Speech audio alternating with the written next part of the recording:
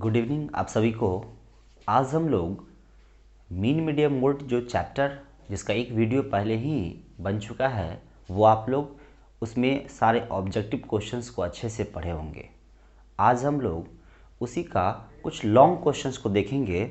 Mean medium mode से related जो है कुछ लॉन्ग क्वेश्चंस को आज हम लोग सॉल्व करने वाले हैं।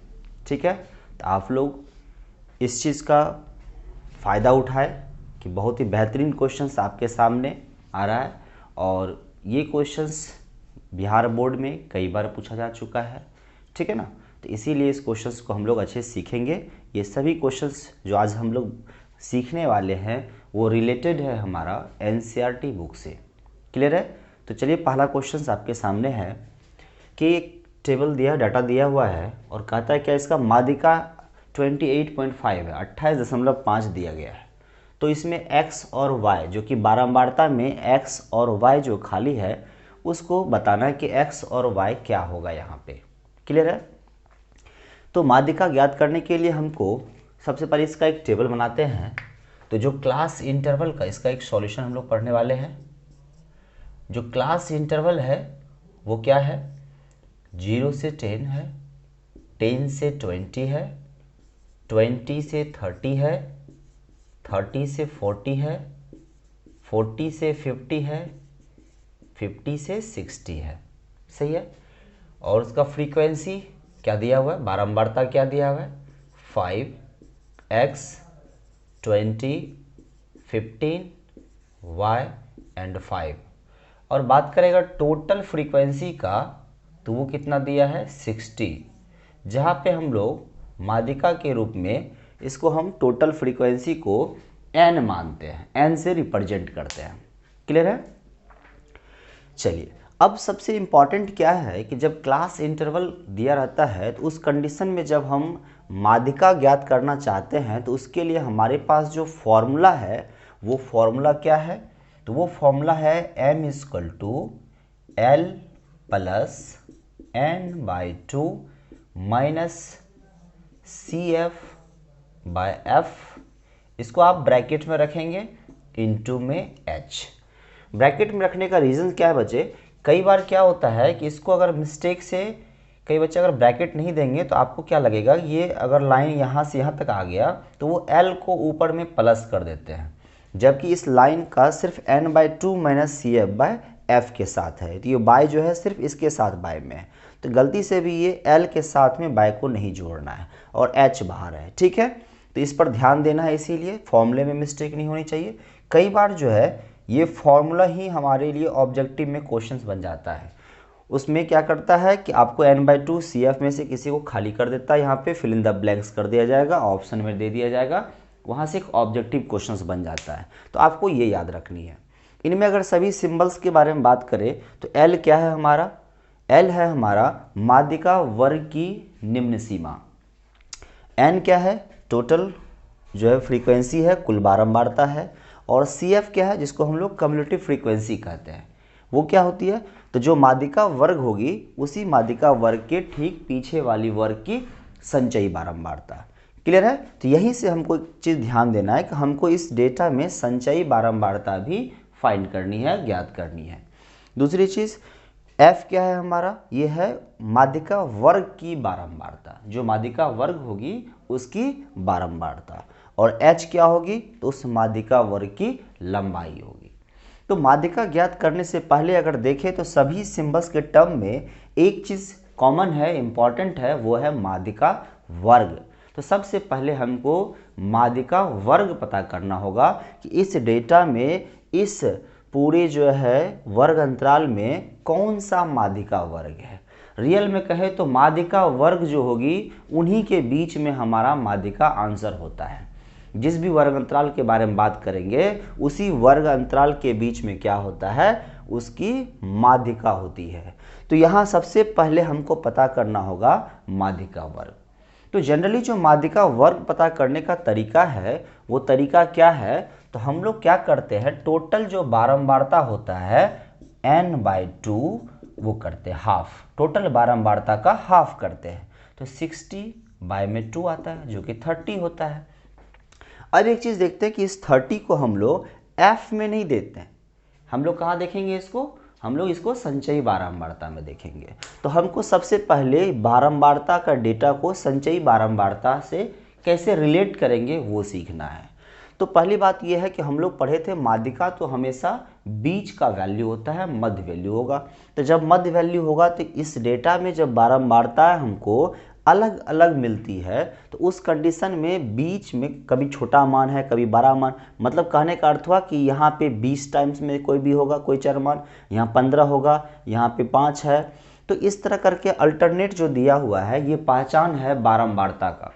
कई बार क्वेश्चंस में वहाँ पे छात्रों की संख्या या घरों की संख्या इस तरह लिखा रहता है, तो जहाँ पे हम ये पहचान सकते हैं कि अगर अल्टरनेट में लिखा हुआ नंबर है छोटा बड़ा के रूप में, एक क्रम से नहीं लिखा हुआ है, तो हम कहेंगे वो बारंबारता का सीरीज है। और अगर क्रमवार लिखा हुआ है, ठीक है, या घटते क्रम में या फिर बढ़ते क्रम में, तो उस कंडीशन में हम कहेंगे कि ये क्या है, संचयी बारंबारता है। क्लियर है। तो अब सवाल उठता है कि हम संचयी बारंबारता का डाटा बनाए कैसे, क्योंकि इस डेटा से हम कहीं न कहीं माध्यिका नहीं पता कर सकते हैं, क्योंकि इसमें कौन सी संख्या बीच में आएगी ये हमको नहीं पता है। लेकिन उसके लिए हम देख लिए कि कुल बारंबारता अगर हाफ करते हैं तो 30 होता है। तो इस 30 को हमको संचयी बारंबारता में खोजना है कि इससे बड़ा कौन सा है। इसके बराबर भी हो सकता है, इससे बड़ा, पर इससे छोटा नहीं लेंगे हम लोग। तो सबसे पहले इससे हम लोग कैसे निकालते हैं, CF कैसे फाइंड करेंगे। तो CF फाइंड करने का बहुत ही सिंपल तरीका है। आप लोग क्या देखेंगे, जब बारंबारता से हम संचयी बारंबारता बनाएंगे तो जो फर्स्ट है, जो फर्स्ट में फ्रीक्वेंसी है वो सेम जो है कम्यूटेटिव फ्रीक्वेंसी भी हो जाता है, संचयी बारंबारता भी होता है। तो पहले वर्ग अंतराल को जो बारंबारता है वही संचयी बारंबारता है। कहता है कि वर्ग अंतराल, हर एक वर्ग अंतराल का जो बारंबारता होता है उस वर्ग अंतराल का अगर हम संचयी बारंबारता निकालेंगे तो वो अपने पीछे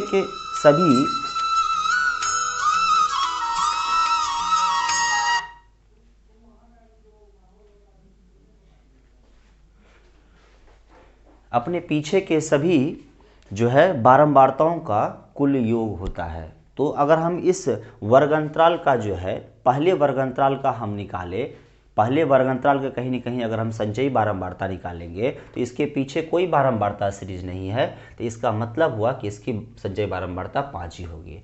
लेकिन अगर इस वर्ग की निकाले तो इस वर्ग के लिए पीछे वाली वर्ग की क्या है, 5 है, तो हम कहेंगे क्रॉस को हम लोग ऐड करते जाएंगे, 5 को x से ऐड करेंगे तो 5 + x हो जाएगा। फिर क्रॉस ऐड करेंगे, इसके रियल में पीछे को ही ऐड कर रहे हैं, तो 5 + x को 20 जोड़ेंगे तो क्या होगा, 25 + x हो जाएगा। फिर अगर 25 + x को 15 से जोड़ेंगे तो 40 + x हो जाएगा। और 40 + x को अगर y से जोड़ेंगे तो 40 + x + y हो जाएगा। फिर 40 + x + y को अगर 5 से जोड़ेंगे तो 45 + x + y हो जाएगा। अब जरा समझते हैं यहाँ पे, अगर हम इन सब को ऐड करते हैं तो 60 होना चाहिए। इसका मतलब हुआ कि x और y का वो वैल्यू जिसको जोड़ने पर हमको 60 टोटल मिला के पुर जाता होगा, टोटल मिलाते तो। इसका मतलब 45 तो हमको पहले से पता है, बचा x + y। इसका मतलब हुआ कहीं ना कहीं 45 + x + y का वैल्यू कितना है, 60 है ना। ये बात तो हम लोग यहाँ पे समझ सकते हैं। लेकिन अब देखना है कि इसमें जो माध्यिका वर्ग है उसको पता करने के लिए n/2 का मान 30 हो रहा है। तो n/2 का मान 30 को अगर हम यहाँ पे देखें तो हमको पता नहीं चल पाता है सही से कि किस में हम लोग जाएं, क्योंकि x का अज्ञात मान है। तो इस तरह जो है कंडीशन में हम लोग क्या देखेंगे कि माध्यिका का जो मान है वो है 28.5। इसका मतलब 28.5। अगर आप यहाँ पे कन्फ्यूजन में हो जाते हैं कि 25 + x का मान होगा कि 40 + x का मान होगा, तो आप यहाँ आसानी से पता कर सकते हैं कि माध्यिका का मान कितना है, 28.5। और 28.5 किसके बीच आएगा, 20 और 30 के बीच। इसका मतलब हुआ 25 + x में x का मान कहीं ना कहीं जोड़ने के बाद ये 30 या 30 से अधिक हो जाएगा। तो इसका मतलब ये भी हुआ कि माध्यिका वर्ग क्या हो गया, 20 से 30 हो गया। तो अगर देखें तो माध्यक वर्ग क्या निकल गया हमको, 20 से 30 हो गया। जैसे ही माध्यक वर्ग पता चल गया आप सारे सिंबॉलिक टर्म को फाइंड कर सकते हैं। यहाँ से L कितना हो जाएगा, अगर बात करें L तो L कितना हो जाएगा, 20, माध्यिका वर्ग की निम्न सीमा। क्लियर है। F क्या हो जाएगा, स्मॉल f क्या हो जाएगा, माध्यिका वर्ग की बारंबारता जो कि 20 है, माध्यिका वर्ग की बारंबारता। अब बात करें n का, तो n हमको मालूम ही है 60 है। दूसरा अगर हम CF के बारे में बात करें तो CF क्या है, माध्यिका वर्ग के ठीक पीछे वाली वर्ग की संचयी बारंबारता, मतलब क्या 5 प्लस एक्स। और h क्या है, तो माध्यिका वर्ग की लंबाई, लंबाई किसको बोलते हैं, इन दोनों के डिफरेंस को, तो 20 से 30 की जो लंबाई है वो कितना है, 10 है। इस तरह हम सभी सिंबॉलिक टर्म को निकाल लिए।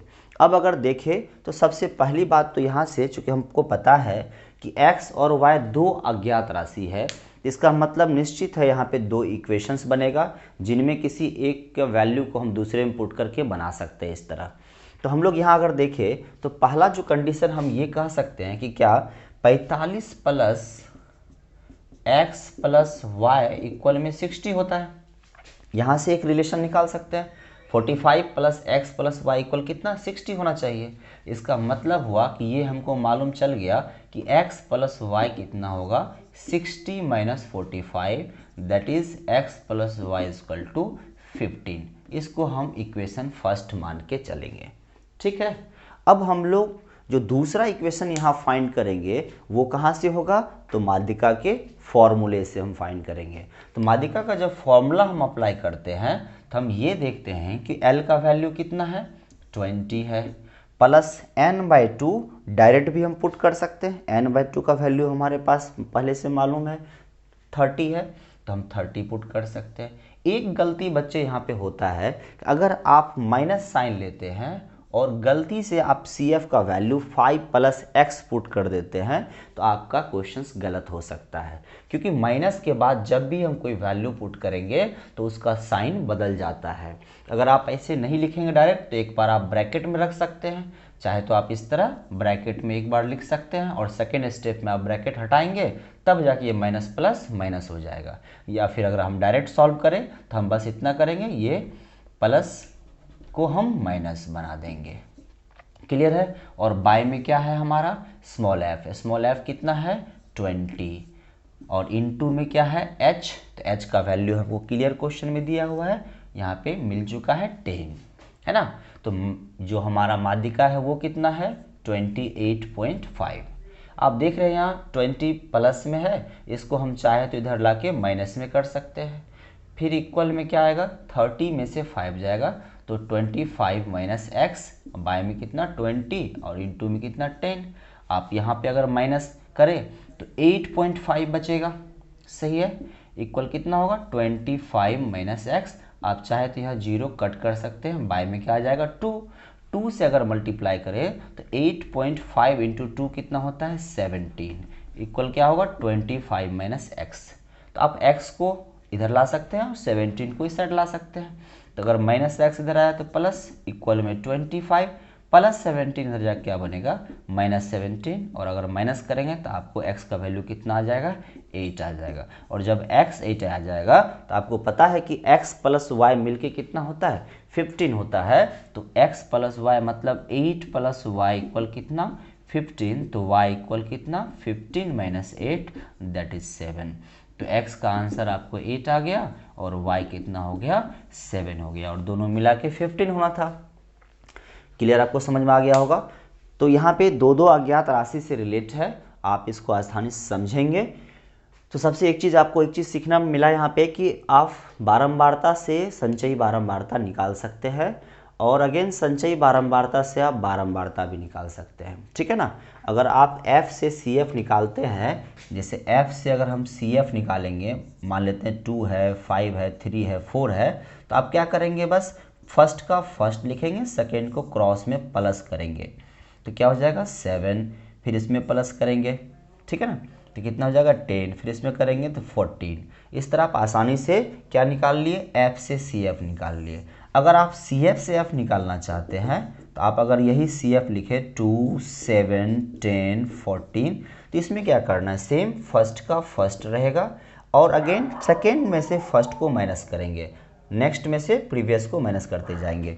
तो 7 में से 2 माइनस हो जाएगा तो 5, फिर 10 में से 7 माइनस हो जाएगा। इस कंडीशन में आपको माइनस करना है, फिर कितना हो जाएगा 3, फिर 14 में से 10 माइनस करेंगे तो कितना हो जाएगा 4 हो जाएगा। इस तरह सेम आप देखें कि F से हम CF फाइंड कर सकते हैं और CF से F भी फाइंड कर सकते हैं।